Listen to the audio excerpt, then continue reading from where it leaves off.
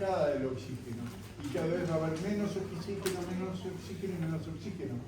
Y el oxígeno va a ir desde zonas de mayor concentración a las de menor concentración, para equilibrar concentraciones de gases. ¿Comprende?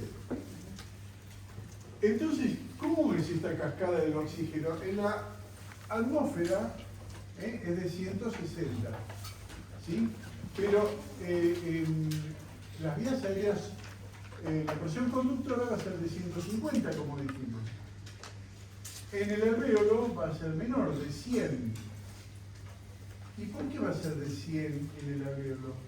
Porque se suma el CO2, que es otro gas, que aumenta en porcentaje, y baja el del oxígeno.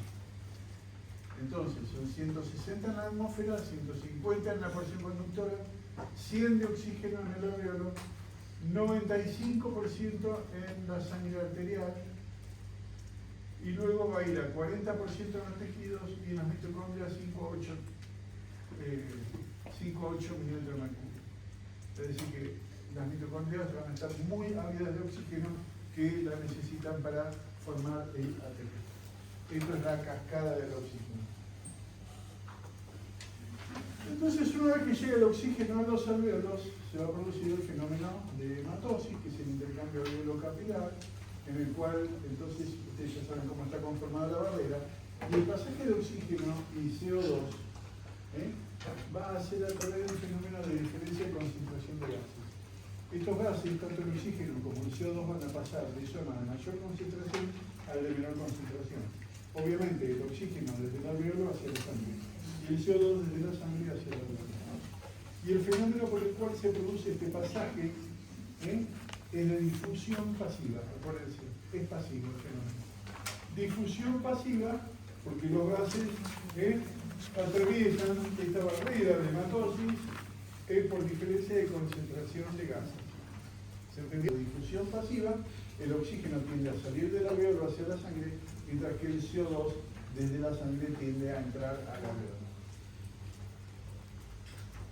Entonces, cuando llegamos al alvéolo, a la sangre, a las células y las mitocondrias, vamos a ver entonces la cascada del oxígeno. Y esa cascada del oxígeno va a hacer que, por diferencia de concentración de gases, llegue el oxígeno hacia las mitocondrias, que son las más necesitadas, las más ávidas por el oxígeno. Están necesitadas del oxígeno, van a producir CO2, que va a ir en altas concentraciones hacia la sangre venosa, y se van a encontrar con una menor concentración en el alvéolo, entonces el CO2 va a ir pasando desde las mitocondrias, células, sangre hacia el alvéolo y la atmósfera con la expiración. Uno es la inspiración. Vamos a ver la presión parcial de oxígeno primero, en rojo.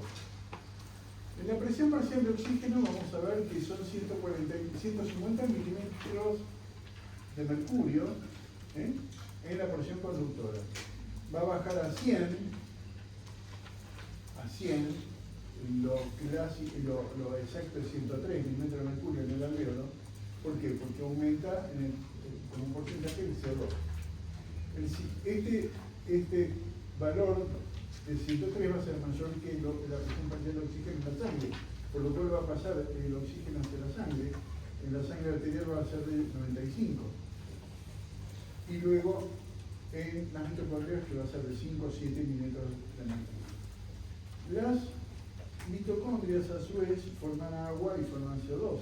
Ese CO2 va a pasar entonces a la sangre venosa como 45 milímetros de mercurio, ¿sí? Luego, como tiene 45 milímetros de mercurio, en el alvéolo va a ser de 40 milímetros de mercurio, predomina la sangre sobre el alvéolo y pasa, entonces se produce en la difusión pasiva el pasaje de CO2 hacia el alvéolo. Y en la expiración vamos a tener entonces en la porción conductora 28 milímetros de mercurio de PCO2. Mientras que en la inspiración el PCO2 es 0, en la expiración el PCO2 es de 28. Más o menos